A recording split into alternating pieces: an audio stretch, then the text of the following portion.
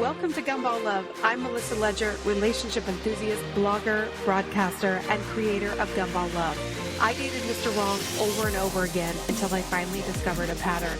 I was dating Gumball guys. Sharing this revolutionary concept has created a movement happening all over the world. Your life is about to change because this levels the playing field. It gives you the lens that the most confident women have. You will see the red flags. You'll no longer fall in love with the wrong guy and spend weeks and months or years with someone who's just going to break your heart.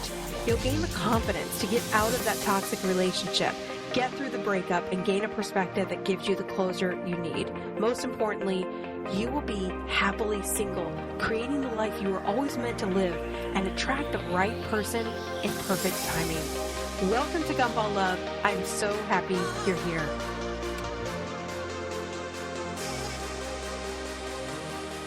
Welcome back. I'm so excited to talk about this topic because it is so important. When, how, and why do we block? Block. We're going to talk about this, and I want to get in depth because I have so many conversations with you, and sometimes I'm like debating with you of whether or not you should or should not block your ex.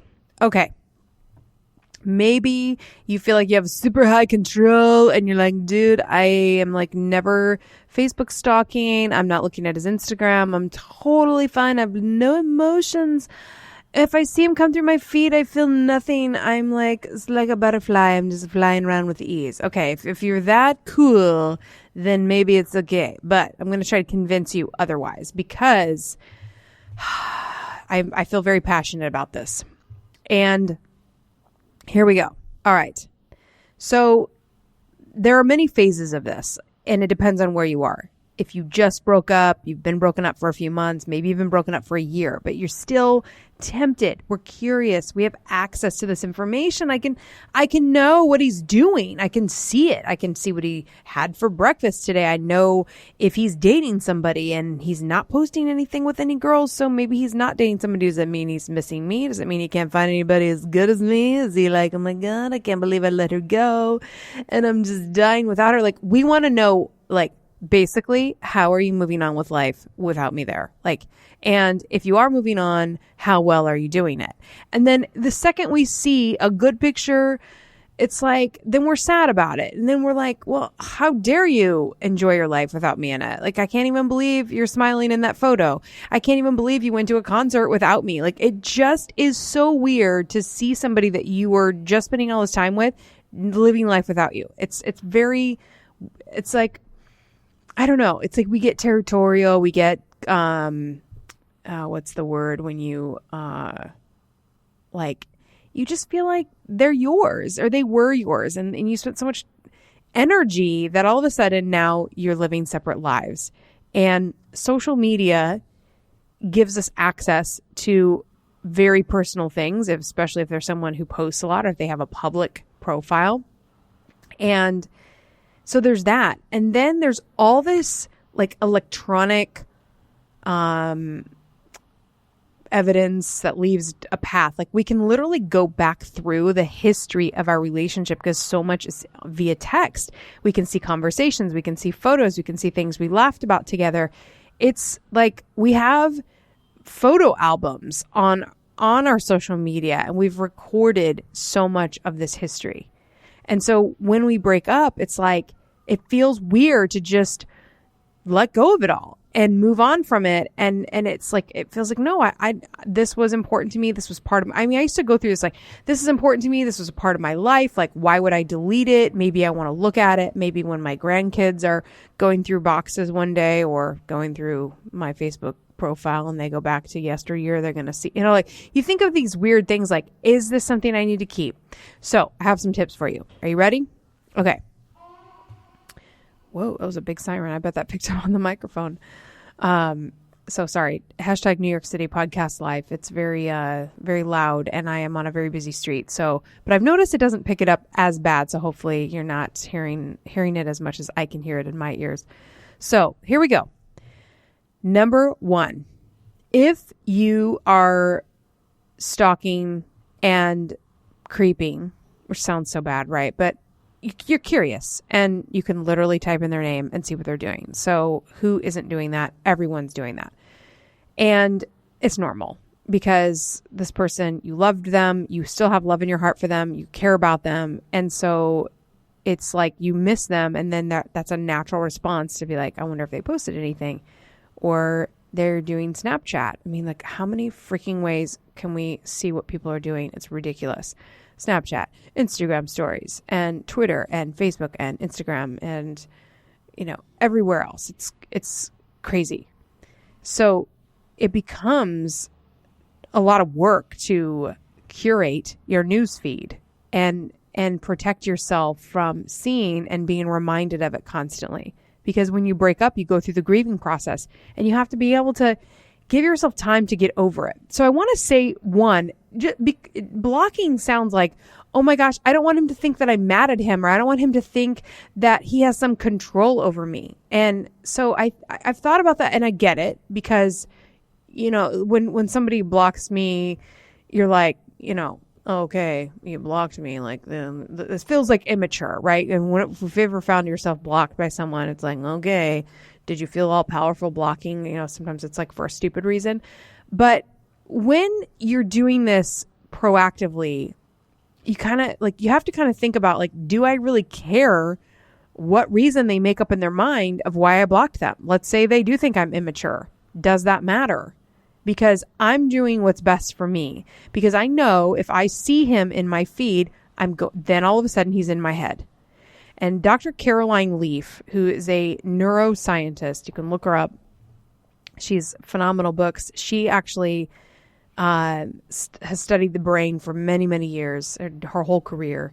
And she had this whole book. I'll try to think of the name of the book, but she talked about thought trees that are in your brain, that thoughts are actual physical things in your brain. And when you think like the same patterns of thought, it creates physical little tree branches within even more branches that come off of those physical cells that are dividing and creating neural pathways. My whole life, I've thought about thoughts as just non-physical, but they actually are physical. So when we are going down those paths and we are creating those thought processes or those pathways, we're creating grooves physically in our brain, and it's conjuring up the emotion that we had for that person. You can't look at the picture of your ex and feel nothing. If you do feel nothing, you're probably a sociopath. I mean, that's not normal. It's normal to not want to block. It's normal to want to look. It's normal to care. It's normal to go through a process of detaching.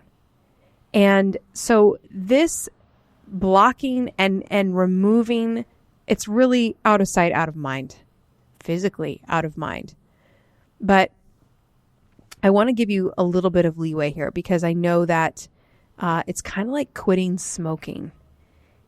I smoked years ago when I was very young, and I had a really hard time quitting. Some people don't know I smoked, so now you know. And God, don't ever start smoking, because it is brutal to quit. If you're a smoker, it's very hard to quit smoking.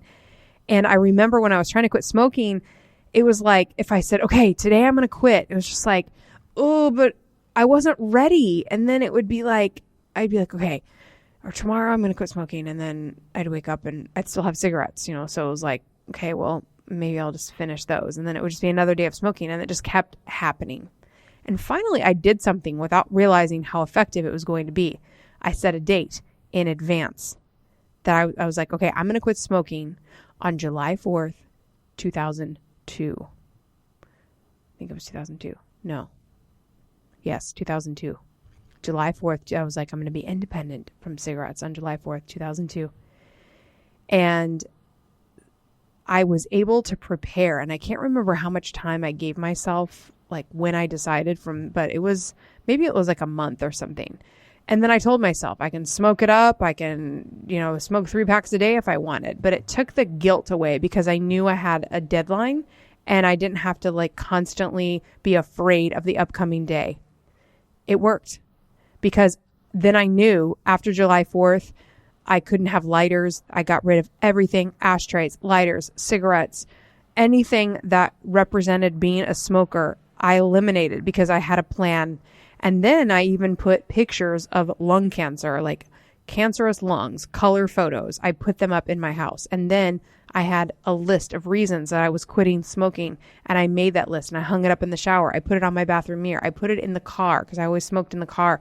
And so I put pictures like right where the RPM thing is, where I don't really need to look at that all the time. So I put a picture like right in front of that. So it was on my dash. Like anywhere I was on my desk, I had reminders that would keep me on course. And you know what? It worked. I have not smoked since 2002. So the same thing I want you to do when you have to decide, okay, I cannot focus on this guy anymore. We broke up, and you come to terms with the fact that we are not going to date anymore. This person is bad for me. I cannot continue to entertain this idea. It is bad for me to entertain this idea, but I'm having a problem letting go.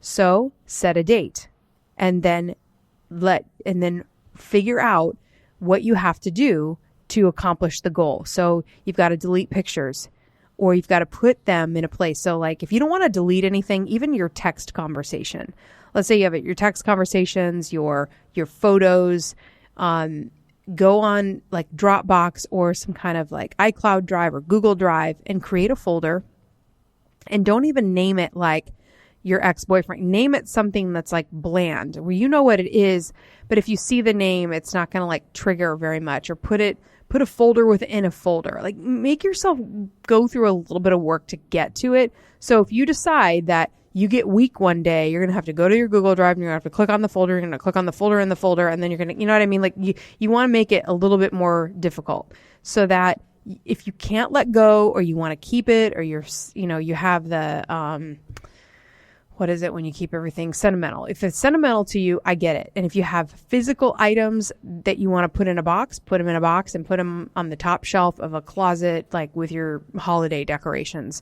So it's somewhere that you're not going to see it every day. And make this plan in advance. And that way you don't feel pressure to do it like right now, but you're like, okay, Melissa, it's end of April.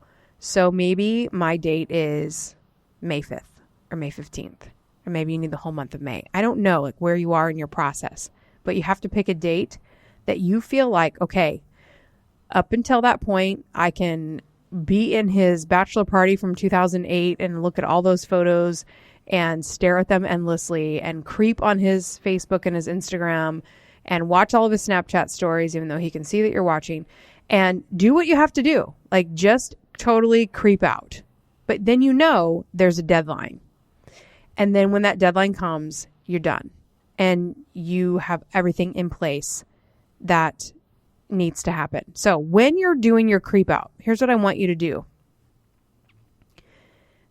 Sometimes we're just looking and we're thinking things, but we don't really think about what we're thinking about. So we're just like in their Facebook, we're like in their Facebook profile and we're just randomly looking at photos. But if you really pay attention, you're kind of fantasizing and you're sort of creating a false reality about who he is. And you're looking at him in the pictures, and especially the pictures where he looks super cute, or you remember where he was, or that event, or you can recall certain things. So there you are in the highlight reel. So like, let me just picture one so I can give an example. I'm gonna have to like, okay, let me go back through the archives of time and picture like something I remember looking at. Oh my God, I can't even think of one thing right now. So, okay. All right. I've got one. So like I'd pull up a picture and it was like a really cute profile picture, and then you zoom in and you look at their beautiful eyes, and like you just like look at you're really attracted to them. Right. And so you're sort of, my microphone is like, it's like somebody is in the microphone. It's really weird. What is going on? Somebody's in here. It's like somebody is, blowing into the microphone or something, and it's just me. Super weird. And all of a sudden it got really quiet in my headphones. That was bizarre. Okay, hopefully it's still recording because now I don't see the line moving. Let me just check something. Okay, we're testing. And looks like there's that noise again. Huh. Okay, let me check one other thing. Please hold for technical difficulties. Okay, I don't know. I'm going to stop it, which is going to not feel like I stopped it, and come back 1 second. Okay, I don't know what happened, but it appears that it's okay again. So as you're looking at these pictures and you're fantasizing and you're giving yourself the time to look, what I was saying is that you're creating a fantasy. But even if you are doing it, if you just stop and think about what you're thinking about, and you kind of like give yourself the opportunity to analyze how you're processing what you're looking at.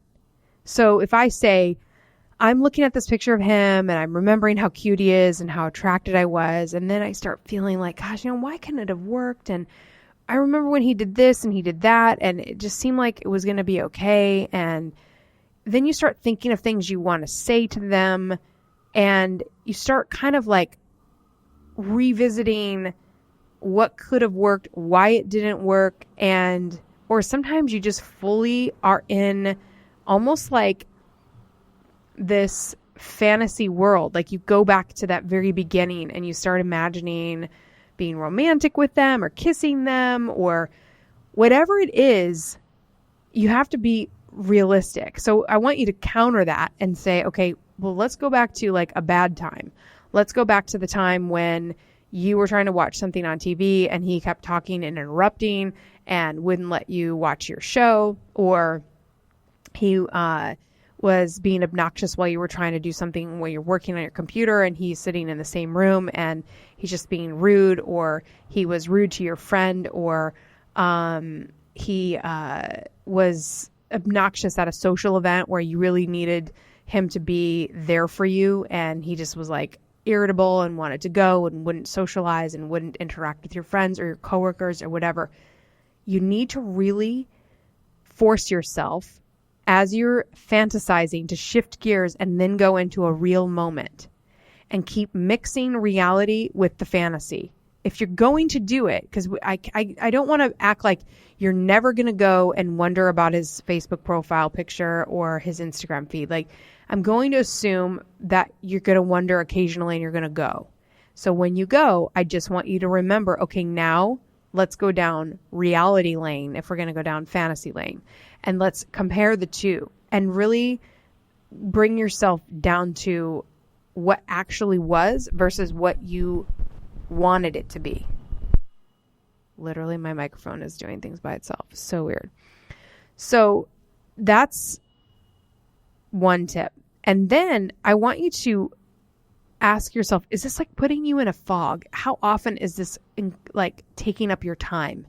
And why are you going to this spot? Are you escaping from something? Are you not engaged in your life, in your work? Are you showing up to places, but you're not really present because you're focused? And we can do this in life in general when we're focused on one thing or we're confused about something. We're just not present. And people will say, yeah, I remember, like, I just felt like you were kind of off and you weren't really yourself. And then you're like, yeah, I was going through this thing. And they're like, oh, that makes sense.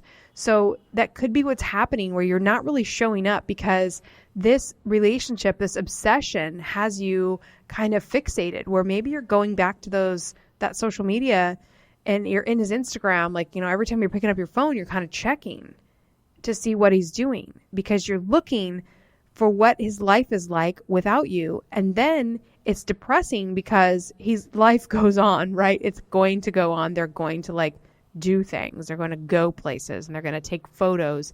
It's going to happen. You're doing it too. So life is going on, but it just feels wrong for it to go on without you. So it's a really hurtful process to put yourself through over and over again. It's like It's like emotional cutting. And once we kind of become more conscientious, that's why I'm doing this podcast, so you can see and feel and watch yourself do it. Because then when you do see yourself do it, it's like, okay, I'm doing that thing again. Why am I here? What am I getting out of this? Like Kara from Champagne Diet always says, like, how is this serving you? It's really not serving. Well, I mean, we can say it's not serving us, but then it's like, well, what is it doing? Well, it's satisfying my curiosity. I see what he's doing. It makes me feel better to just at least see his face and know what's going on in his life. I feel I miss him, so I like to see him. Okay. But then when I go back to the reality of what it actually was, I don't want the relationship that he gave me because it was bad. It was hurtful. He was mean. He pulled away. He was emotionally unavailable. There's all these things that I can't deal with on a long-term basis with this guy. So I know I need to walk away. So I would just keep reminding myself of the reality because I know that I don't want a relationship with him. And I'll tell you, this is where I want to shorten this path for you, because the more I started to see, like, I really don't want a relationship with him. I want what I thought he could be. I loved the guy that was fully engaged, but really the guy that was fully engaged was just high on the attention I was giving him. He wasn't actually connecting with me and falling for me for who I am on the inside and appreciating me as a person. He was enjoying the high and the rush of the attention. And that's why our interaction or the memories I have were like intermittently great. There was like great memories and bad memories because he couldn't maintain consistency because he was relying on attention from other people to keep him happy. And so the more that reality sets in, it's like I am literally going to a fantasy. I might as well be looking at a guy on the front of a romance novel because it's just not real. What I am looking at and focusing on and trying to fantasize about is just really something that is not a reality at all. So why am I doing it? And you just have to keep reminding yourself of that. And what was everyday life really like with him? Everyday life versus a really great Saturday night where you slow danced and had a wine and you made out on the couch for 4 hours. Like, yeah, that was great. But that was one night. Like, what did he do on a Tuesday afternoon, a Thursday night? Like, what was it like in reality? And that's what we have to constantly remind ourselves. So I'm going to review this. You want to give yourself time to look, give yourself the permission, set your deadline. While you're looking, be conscientious about what you're seeing. What is it fulfilling? What are you getting out of it? You're getting something out of it, and write it down. Write down, like, I went to the profile. This is how I felt. And this is why I'm doing it. Because when we become aware of it, it's almost like if we don't really become aware and like really think about our actions like this and what we're getting out of it, then we sort of do it out of like, it's almost like we feel like we're doing something wrong. And then it can become sort of a rush to check and see, like, oh my God, what is he doing? And then you're screenshotting and then sending it to your friend or your sister or something, like, look what's going on. And then it becomes sort of this obsession, or like it can become your gumball. All of a sudden you're getting a rush or a high of just looking because it's sort of feels like forbidden, and you would be embarrassed if you knew that he knew you were doing it. So that's also, so I want to take that out of that element out. Like, let's just be honest. Even tell people I keep Facebook stalking my ex, and then I know I shouldn't do it, but it just helps you to talk about it with somebody else, also a friend or a therapist, to get this out of being so secretive, because everyone does it. And if they say they don't, they're lying. Like, everybody Facebook stalks or creeps on people. We're just generally curious about what's going on in other people's lives. That's why all these social media people, including myself, we're starting to realize that just documenting our day is interesting to people. People like to see what other people are doing. We are naturally inquisitive and interested in other people. We have this voyeuristic thing about us. Otherwise, social media would not work because we wouldn't care. So we care, and that's fine. But when it becomes unhealthy and where we really need to let go because that person's time in our life is over. And it's really hard to come to that like finality of it. So that's why I say to give yourself time to really figure out what you're getting out of it. Focus on what's reality. And then you got to block the number on your phone. I create a contact in my phone, or used to. I don't even have them in there anymore. I looked at them before I did this podcast, and I can't even find. I used to create a contact when I was doing online dating, where you start talking to somebody, you give them their number, and then you determine you're never going to date this person. There's no future. So I put them in the do not, or the block contact. So that way you can have like multiple numbers in one contact. So I put them all together in one big group as soon as I realize it. And then all the numbers in that group cannot call me. They cannot text me, because it doesn't make sense for me to entertain messages. I don't need to hear, hey, what's up, from, Ralph 496 that I met on Match.com like 6 months ago. It's like, Ralph, we haven't talked in a while. Like, what are we doing? It's pointless. But the Gumball guys will constantly put a quarter in. They're looking for any Gumball. And so they'll just put quarters in for many girls to get whatever responses they can get. And you are not someone's Gumball.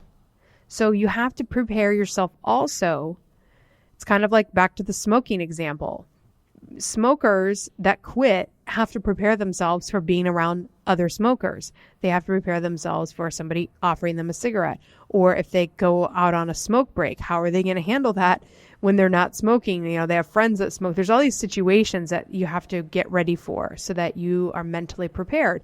And so as you are, let's say you're not ready to block, then you want to think about if the ex texts you, even if he says, I miss you, I want to be with you, I can't live without you, I can't believe I'm taking pictures of a sunset on my Instagram and you're not with me, everything we think we want to hear, does it matter? Is he the guy you want to be with? No, he's not the healthy guy for you. And so if he comes back, and he usually does, then all of a sudden you are going about your day, you are building your beautiful life, and you are moving forward. And now there's a door wide open where he can just walk in anytime he wants and say, hey, I want to interrupt your life and your vibe and create emotional turmoil for you randomly on a Tuesday afternoon because I'm bored and I want attention. And I'm really, quote unquote, missing you. And so all of a sudden you've got this person back in your life. So we have to be proactive and say, if he texts me, is there anything he can say, even if it's everything I've ever wanted to hear, is that going to be enough to make me change my mind? And if the answer is no, then there's no point in ever even having the conversation.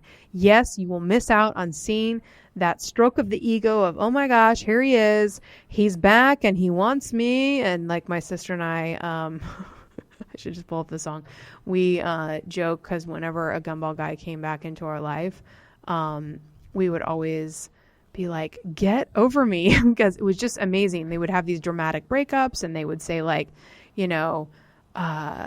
oh my gosh, you're the worst girl ever. And then all of a sudden they're like back, and we would always sing the song Unforgettable. It was just on the dance studio the other day. I was like, oh my God, it's so funny. I don't even know who sings it.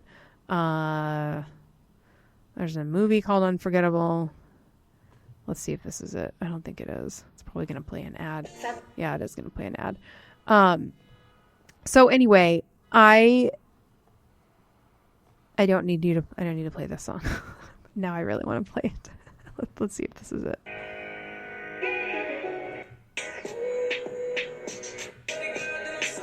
No, this is French Montana. That is not what I want. Anyway, you know the song Unforgettable. You have to have me sing it. I don't know who sings it. Anyway, it's like, yes, you are unforgettable. He will want to be with you again. He will miss you because you are awesome. And he likes your company and he likes your conversation and you had those good times. And so when you separate and you come back together, there's like this new freshness. And it's like, hey, I do like you. And we did have some good times. And it feels like, maybe maybe we like got past our issues, or it just feels good for a while because you've had a break and you have rejuvenated, and that's attractive. And so he comes back and you can have a little bit of fun for a while. And sometimes it's really fun. You laugh, you have some drinks, you make out or more, and you feel like, oh, this is fun. I'm just going to have fun with this. And then you're giggling at your phone and you're texting him again. But then he starts doing the same crap again and again. And then you're reminded of, like, if it goes on long enough, you're reminded of his issues. And then you're like, why? How did I get myself here? And then you almost have to go through the whole breakup process again. Because what if you've done all the work, you've blocked him on social media, but you didn't block his number? It doesn't matter. Now he's just live and in your phone and texting you new photos, and you have a new thread. And it's like you started smoking again. You're like, oh, I'm just going to have one cigarette. Well, maybe since I have one, I'm just going to finish this pack. But then I know I quit, but I'm just going to smoke today. But then it's like, it doesn't work that way. Do you know that one puff of one cigarette puts 3 days of nicotine in your body? It takes 3 days. If I just take one drag off of a cigarette, it will take my body 3 days to get that amount of nicotine out of my body. Crazy, right? So you can't just have one drag, one cigarette, because one drag is 3 days. It's not just in the moment, I'm going to take a quick hit. So the same thing is true when the guy reaches back out and you don't have him blocked.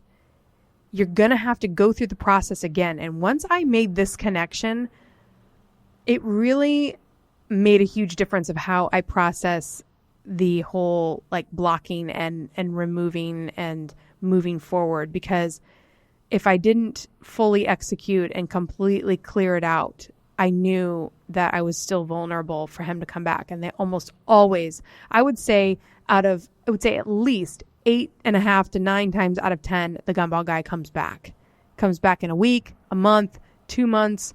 The love of my life guy came back a year later. We had a huge fight, a huge breakup. I was brokenhearted.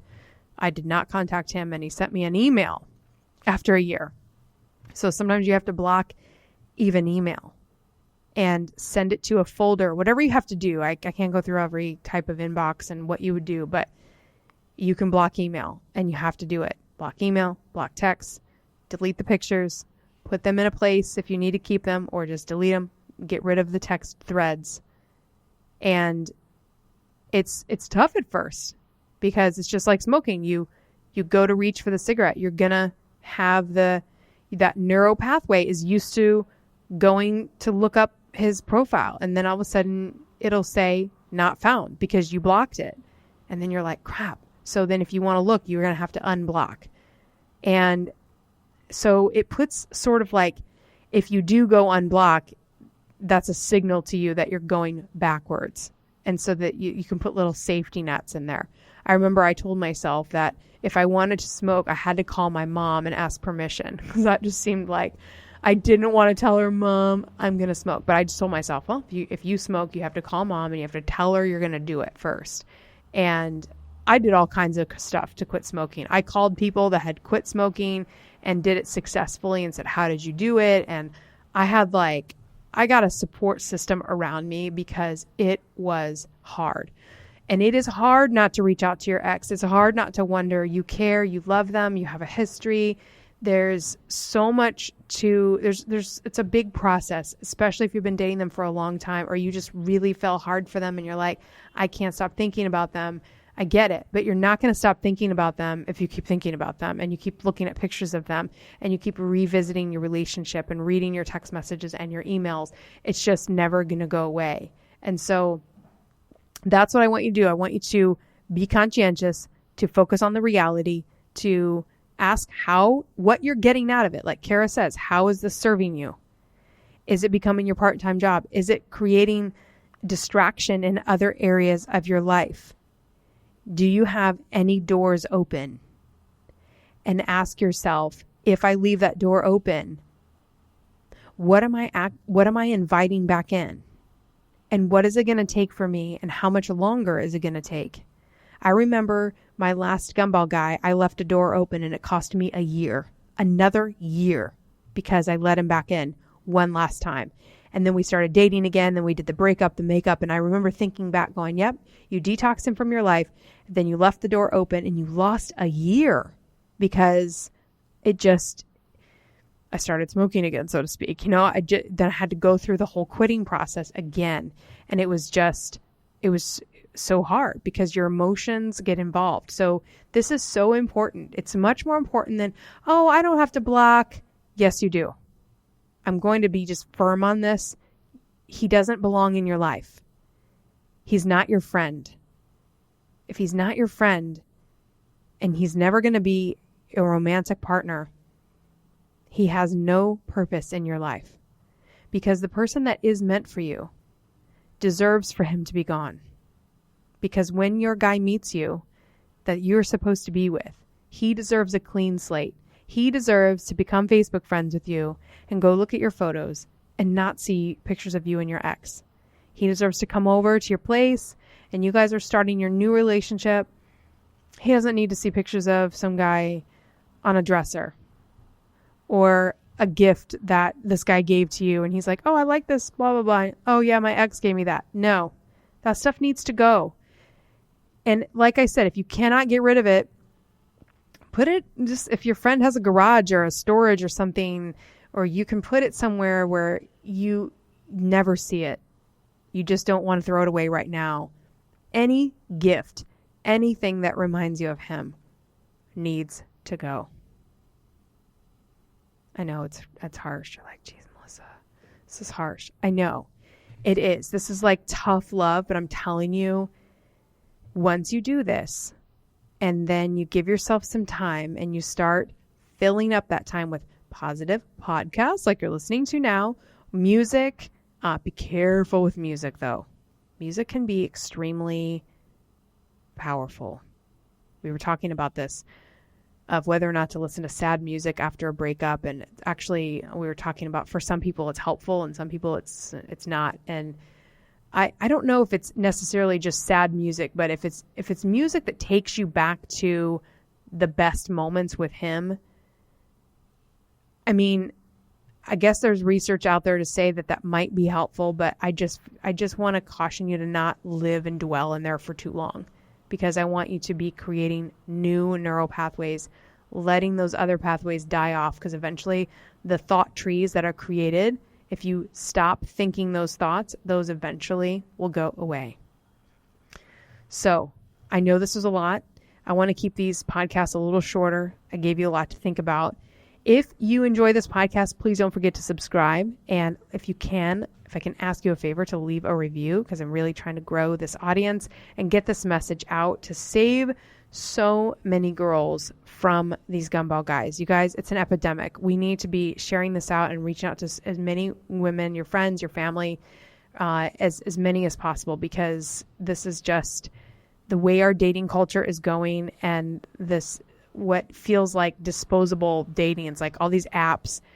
Good people aren't going to treat people like they're disposable. And so we just have to develop a better filter. And I want to help as many women as I can to develop that filter, so they don't feel like they're just one of many and then the guy's going to move on because there's so many choices. Now, good people don't feel like, oh, there's just millions of choices, I'm just going to keep cycling through one girl after the other, one guy after the other. I mean, we know as high value people ourselves that when we meet another high value person, we don't think, yeah, he's nice and he's really valuable, but I'm going to see if I can go find another version of him and some other guy and go. It's like, oh my God, it's like when you find that gem of a person, you're not interested in going back out and looking. And there are so many men that think this way and so many women that think this way. And my purpose is to unite those like-minded people, because we just have to not spend time on the ones that are just using it for attention.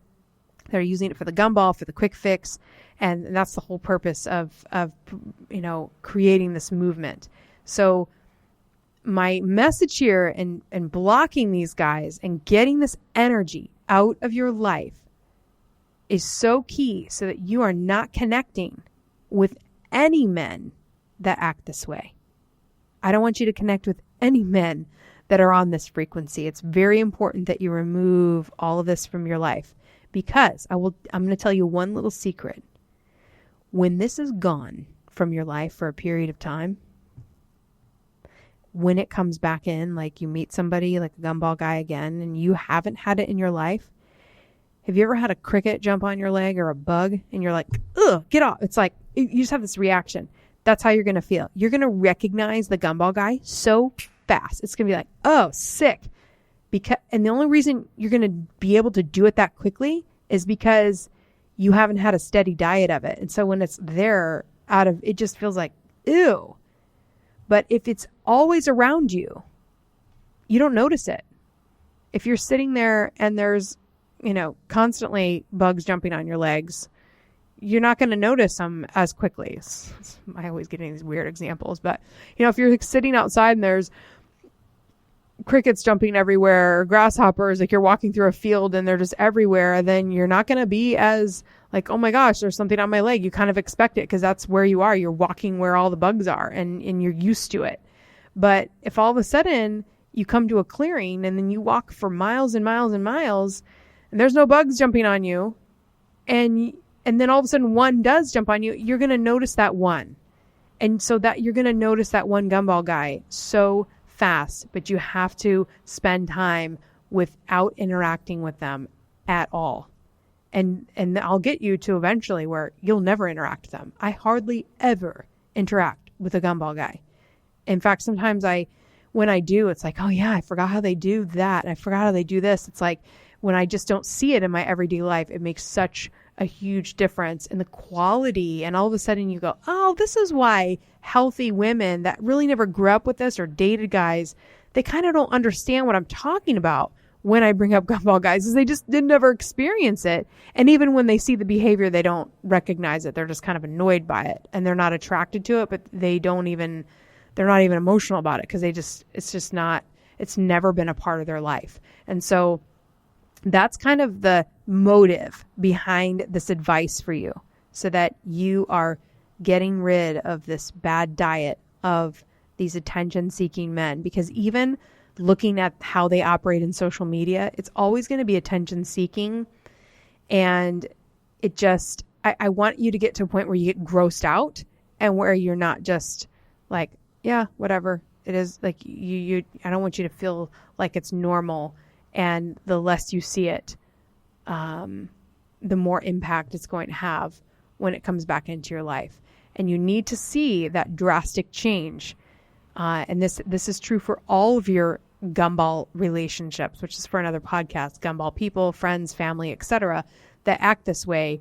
We have to filter that out as much as we can so that we're not exposing ourselves to this kind of, it's sort of like abusive behavior. It's just emotionally taxing, and it's very much an act of self-love. This is where we love it. When people say, you got to love yourself. Well, this is loving yourself. I love myself enough to not allow even somebody, a Gumball person, into my news feed. Curate your news feed. Custom tailor it so that when you pull up any of your social media platforms, you only see positive, uplifting, and people that you love, positive and uplifting messages, people that you love, fun videos. If you open up my Instagram or Facebook, you're going to see ballroom dancing, like a ton. You're going to see lots of my dancer friends. You're going to see cat videos, dog videos, my little sister, my family, my cousins, the girl bosses I follow, their inspirational quotes, watching their businesses grow. It's just, the inspirational people like Tony Robbins and Gary Vee and Kara and Alex Beaton and all these wonderful people that I follow. Like, that's what's in my feed. Anything else gets removed, because I have learned that if I just would see something that would irritate me or get me upset, and then it would just set my day off in the wrong way. So curating your news feed, we can talk about that in more detail at another time. But I hope this helped you.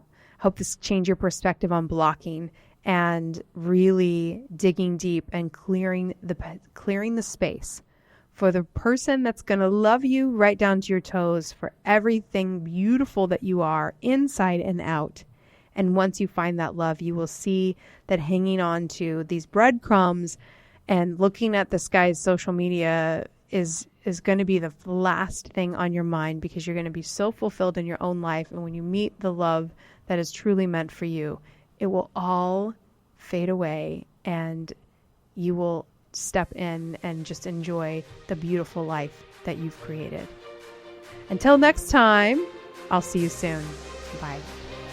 Thank you so much for listening. If you like this episode, can you do me a quick favor and leave a review? I want to know exactly how this resonated with you and any aha moments you had. Also, your review helps the success of this show, and it will put it on the radar of someone that may never have heard of it otherwise. If you would like more information or a private coaching session, visit gumballlove.com or send me an email, melissa@gumballlove.com. Remember, focus on creating your best life. Spend time only with those who treasure and cherish you, and know that you have already arrived at being enough. I'll leave you with my favorite quote by Henry David Thoreau. Go confidently in the direction of your dreams and live the life you have imagined. Until next time, I love you so much, and I'll see you soon.